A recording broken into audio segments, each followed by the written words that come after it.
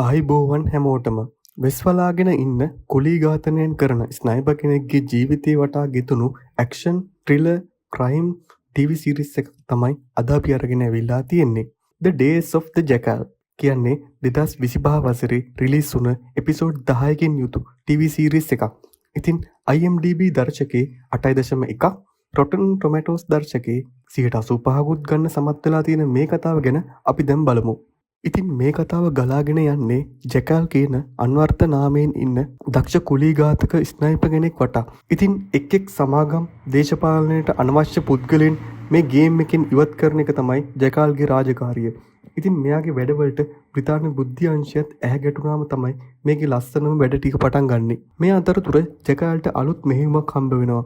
ඉතින් බුද්ධි අංශයේ පස්සෙන් පන්නන ගමන් තමන්ගේ ෆැමිලි එකත් බේරගෙන මෙයාගේ වැඩ කරන විදිය ඔයාලා අනිවාර්යෙන් බලන්න වටින සීරීස් එකක්.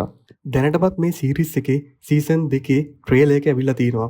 ඉතින් ඔයා ඇක්ෂන්, ක්‍රයිම්, ත්‍රිලර් කැටගරි වල ටීවී සීරීස් බලන්න කැමති නම් මං හිතන්නේ මේක ඔයා අනිවාර්යෙන් බලන්න ඕන ටීවී සීරීස් එකක්. හරි. දැන් තමයි අපේ කාර්යභාරය පටන් ගන්නෙ.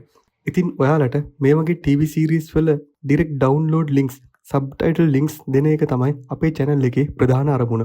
TV series එකක් හරි ෆිල්ම් එකක් හරි මුල ඉඳන් අගටම පැහැදිලි කරනවට වඩා ඔයාලට බලලා ඒක enjoy කරන්න දෙන එක තමයි හොඳම දේ.